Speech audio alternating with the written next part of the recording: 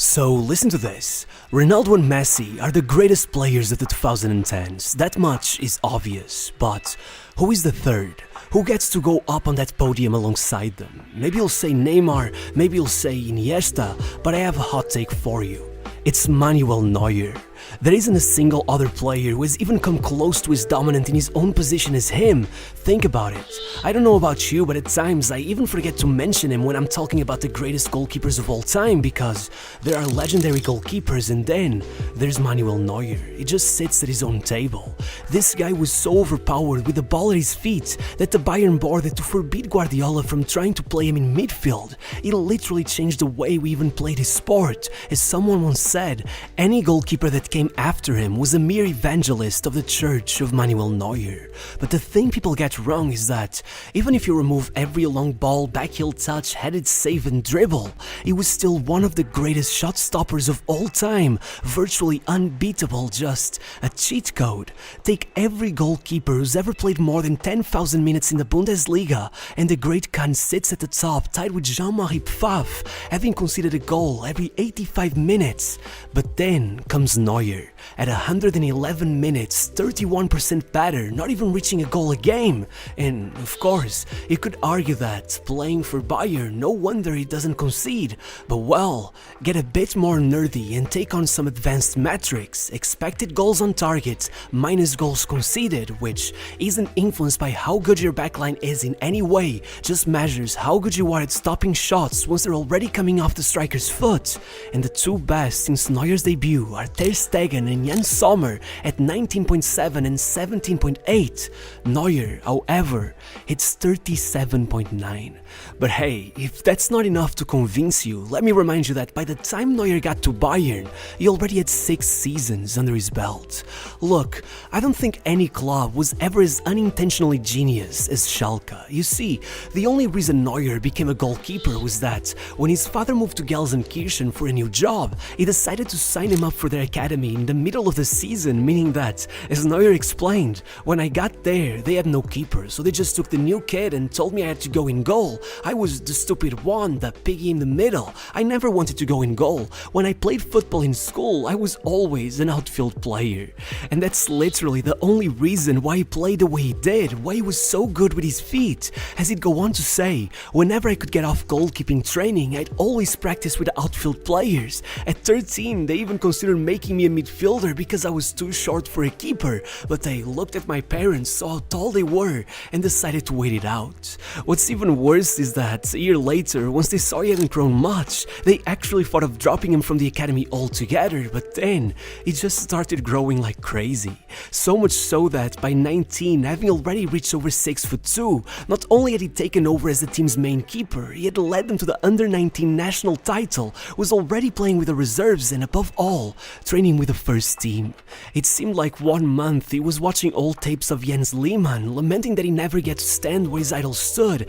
as his club negotiated a loan deal out to Cole in the second tier, and the next, well, reserve goalkeeper Jaime Roth left the team unexpectedly. Then their main keeper Frank Rost went out injured, and already on the second match day of the season, Neuer was playing in front of 60,000 people. And he must have left a mark, enough that by the 10th match day, with Host back from injury, their manager Mirko Slomka still decided to risk it all by bringing in the kid against Bayern, having him walk up those stairs side by side with Oliver Kahn, and the rest is history. Frank Host would never play another Bundesliga match for Schalke, and after 14 consecutive matches with Neuer between the posts and not a single defeat, another growth spurt saw the youngest starting keeper in the Bundesliga hit 6'4", and Schalke, the top of the table, a place they would hold on to until there were only 2 matches left, as then they would unfortunately lose to Dortmund and watch Stuttgart come back twice to beat Bochum,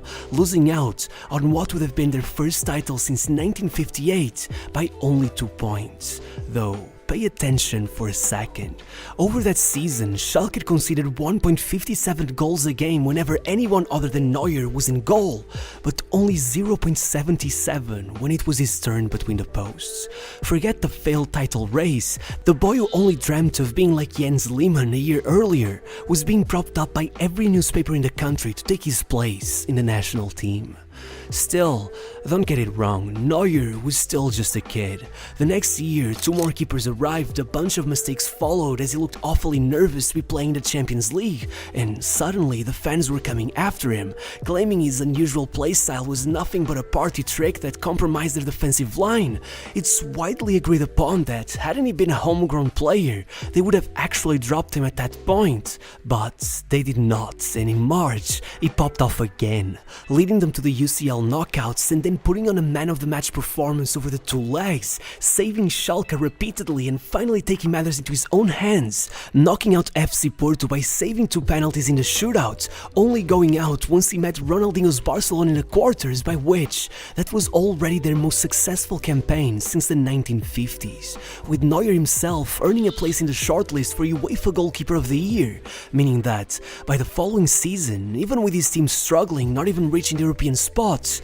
he was able to go out to the under-21 Euros and shock the world, conceding only a single goal the whole tournament, despite facing off against the likes of Balotelli, Giovinco, Walcott and Bojan Krkić, easily taking the trophy and the Goalkeeper of the Tournament award, even getting his debut for the proper national team, and impressing enough that the Bayern chairman publicly declared his interest in Neuer's signing, starting a public feud with new Schalke manager Felix Magath. However, not only did Neuer stay at Schalke, but with 6 games left in the season, he had them at the top of the table, having conceded fewer goals than Oliver Kahn. And though an awful end to their season would see them relinquish the title to Bayern, Neuer would again be nominated to the UEFA Team of the Year, already up to 100 Bundesliga appearances at 23 years of age, finally taking over the national team, though in very unfortunate circumstances, with Lehmann retiring, Adler breaking his ribs, and Robert Enke taking his own life. Yeah. At the tournament, a man-of-the-match performance against Messi's Argentina put Germany in the semis, and even there, against European champion Spain, Neuer managed to hold them off until that late winner by Puyol, eventually still taking a bronze medal, meaning that once he made it back to Schalke, not only did they make him club captain already, but he knew damn well this was likely his final season at the club, so he had to make it count. However, despite heavy investments bringing in Raul, Huntelaar and Metzelder, Schalke quickly began falling down the table, settling for their worst finish in 17 years and forcing Neuer to put everything he had into the other 2 competitions, blocking out Bayern to put them in a German Cup's final, and meanwhile leading him out their Champions League group with the 3rd best offensive record in the competition before helping them stun Valencia and European champions Inter Milan to put Schalke in the semi-finals for the first time in their history, where after falling to Man United, Neuer made sure to lock in the DFB Pokal for good, the first trophy of his career and the first for Schalke in almost a decade, right before he finally signed for Bayern, which was much more complicated than it sounds. Believe it or not, the Bayern fans hated Neuer. Not only did they not want to have anything to do with some born and bred Schalke fan who literally cried on his departure and had taunted their fans by imitating Oliver Kahn, but they already had Thomas Kraft, who they believed was the rightful heir to Kahn's throne, so things got better. So much that with Julio Ness having already addressed the fans' behavior multiple times before the season even started, once they booed him following a mistake on his Bundesliga debut, he literally had to hold a meeting with the ultras to try to calm them down, and though no strong-worded debates could really put a stop to it, then Neuer gave them no chance but to love him, due to the sheer fact that the next goal he conceded came only in October, after 1,147 minutes of game time, over 19 hours between the posts without conceding, making Dirty Time's record of 802 look like nothing, leading their chairman to outright claim that if Kahn was made of titanium, whichever alloy Neuer is made of is yet to be named. And though there was enough animosity left within the German media that by the end of the season, with Bayern only second and having lost the final of the German Cup as well, Kicker magazine refused to name him as Germany's Goalkeeper of the Year, at one point not even including him in the top 10. Well, in the Champions League it was different. Not only did Neuer save Ronaldo's and Kaká's penalties in order to put them in the final, but once forced into a penalty shootout again, he was the first to make a save, even scoring one himself moment when no outfield player had the guts to step up in the absence of Müller and Ribéry, meaning that, even with veteran Petr Cech outshining him in one of the all-time greatest goalkeeping performances, after Neuer extended Germany's streak to 14 matches unbeaten up to the semi-finals of the Euros that summer, the IFFHS ranked him second for the world's goalkeeper of the year. But the thing is that taking second in the League, Cup, UCL and in an award like that only served to make him angrier. The following season, he allowed in only 18 goals over a full league campaign, adding injury time, and forget a full 90, this guy was averaging over 180 minutes per goal conceded, obviously the record, so much that Bayern too took the title with a record 25-point lead, and I won't even mention the German Cup because that was just too easy. What mattered then was the Champions League, his biggest heartbreak, and there, he swiftly put down 4 consecutive clean sheets in 4 legs against Juventus and prime Barcelona. And then, in the final, not only did he put down 8 saves, but pulled out one of his under pressure clearances to start the play that led to their first goal, ultimately leading them to the treble, finally rising up to the title of World's Goalkeeper of the Year after 5 consecutive awards for Casillas, and all right as Ainca stepped down and Guardiola arrived. Pep was just perfect for Neuer. He didn't just accept his unconventional play style, he pushed it even further. At times, you could almost mix him up for a centre-back with how far up the pitch he'd get. So much that, once Bayern found themselves leading by 20 points in February, Guardiola began seriously insisting that with the league already won, they should allow him to try out Neuer in midfield, forcing the board to put a stop to this madness, telling him that there was no point in embarrassing other teams like that. Even if, the moment Neuer swept up every domestic trophy yet again and joined Germany for the World Cup, Joachim Löw publicly agreed with Guardiola, claiming that he was sure that Neuer was good enough to play outfield.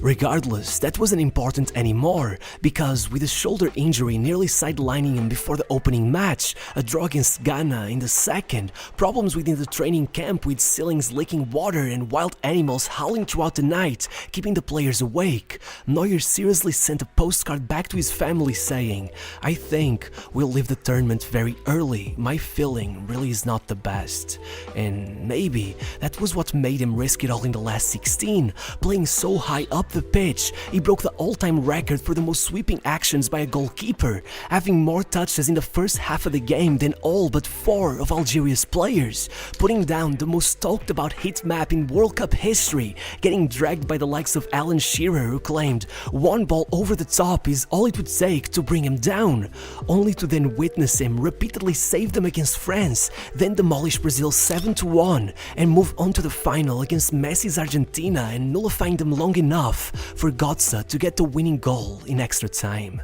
becoming a world champion, taking the Golden Glove, and then coming back to Bayern and conceding only 4 goals throughout the entire first half of the league season, leaving them unbeaten by the time the Ballon d'Or was awarded, and placing third, 0.04% off of Messi, as a lot of fans dared to argue that this goalkeeper had been the best player on the planet. However, things wouldn't always be this nice. Despite the widespread belief that Pep managed to execute his vision perfectly, after 2 more league titles he would leave without ever repeating the European achievements of previous years, and after Neuer etched his name into the Euros history, holding on until the quarter-finals before he was beaten, and only thanks to an own goal, ultimately breaking the competition's all-time record for most consecutive minutes without conceding, they welcomed Ancelotti to Bayern in hopes of getting back to the top of Europe, demolishing Arsenal 10-2, only for Neuer to break his foot against Real Madrid and force himself to keep on playing as they were out of substitutions,